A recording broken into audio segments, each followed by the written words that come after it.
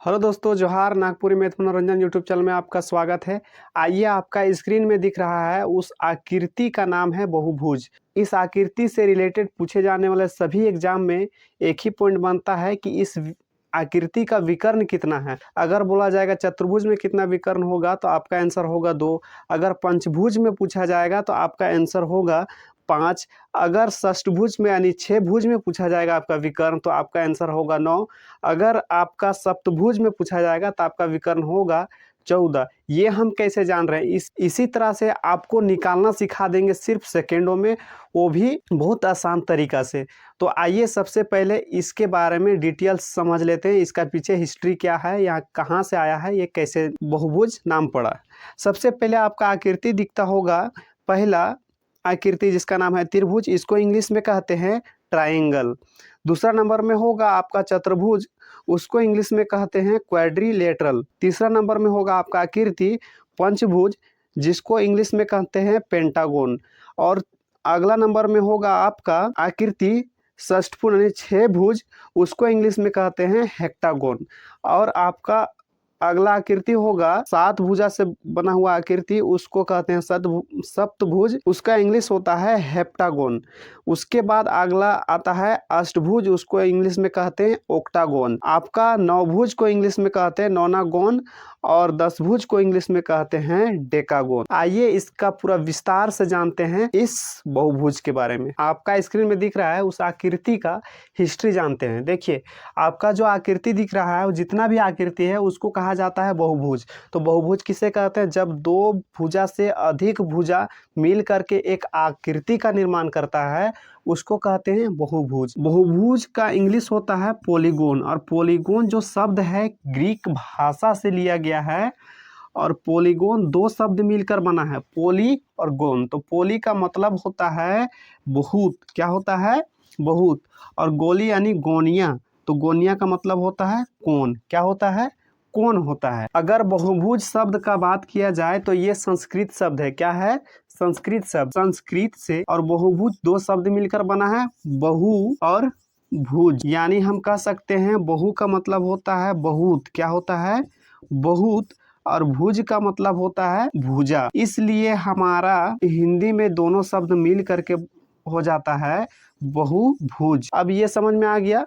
आइए अब इसका विकर्ण सेकेंडों में जानते हैं, कैसे इसका विकर्ण हम जान सकते हैं। ये सभी एग्जाम में लगभग पूछा जाता है। जितना भी दुनिया में बहुभुज है, चाहे आप अमेरिका से ले आइए, रूस से ले आइए, चीन से ले आइए, पाकिस्तान से ले आइए, कहीं से भी आप बहुभुज उठा के ले आइएगा तो मात्र यही सूत्र से जितना भी बहुभुज है सबका विकर्ण निकाल के ये रख देगा, पूरा निचोड़ करके रख देगा। तो अब जानते हैं कि बहुभुज निकालते कैसे। जैसे मान के चलिए पहला नंबर में आपका क्या था? त्रिभुज, ठीक है। तो त्रिभुज में कितना विकर्ण होता है? 0। ये हमारा आंसर कैसे आया? अब यहाँ ध्यान दीजिए कि ये वाला सूत्र में हम बैठा देंगे विकर्ण निकालने के लिए। तो यहाँ n मतलब भुजा, क्या? n मतलब क्या होता है? भुजा, यानी भुजा की संख्या बैठाएंगे। तो त्रिभुज हमारा आकृति इस तरह से होता है, तो यहाँ 3 भुजा है। तो त्रिभुज में अगर निकालेंगे तो यहाँ n का मतलब 3, फिर यहाँ n का मतलब 3 माइनस 3/2। तो हमारा हो जाएगा 3 गुने 0, यहाँ घटा देंगे 0 हो जाएगा बट्टा 2। तो हमारा आंसर कितना हो जाएगा? 0/2, यानी भाग देंगे तो 0।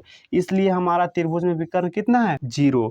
उसी प्रकार दूसरा नंबर में चतुर्भुज, तो चतुर्भुज का विकर्ण कितना है? 2 है। हम कैसे जानते हैं? तो यही वाला सूत्र में बैठा देना है। चतुर्भुज यानी 4 भुजा से बना हुआ आकृति को चतुर्भुज कहते हैं, है ना। तो यहाँ पे n मतलब कितना बैठाएंगे? 4। फिर n का मतलब 4 माइनस 3/2। अब यहाँ 4 गुना, यहाँ 4 में 3 घटा देंगे तो 1/2। ये 2 कट गया, कितना? 2 बार में चतुर्भुज का विकर्ण निकल के आया। तो उसी प्रकार अगर हम बोलेंगे पंचभुज, पंचभुज यानी 5 भुजा से घिरा हुआ बंदा आकृति, तो n का मान बैठाएंगे 5 गुने 5 माइनस 3/2। अब यहाँ आप कर दीजिए 5 गुने, आप 5 में 3 घटा दीजिए तो 2 बचेगा बट्टा 2। अब यहाँ काटेंगे 2 कट जाएगा, तो हमारा आंसर आ गया 5। यानी पंचभुज में आपका विकर्ण कितना होगा? 5। अब उसी प्रकार देख लीजिए ना, षष्ठभुज यानी 6 भुजा से बना हुआ बंद आकृति को 6 भुज कहते हैं।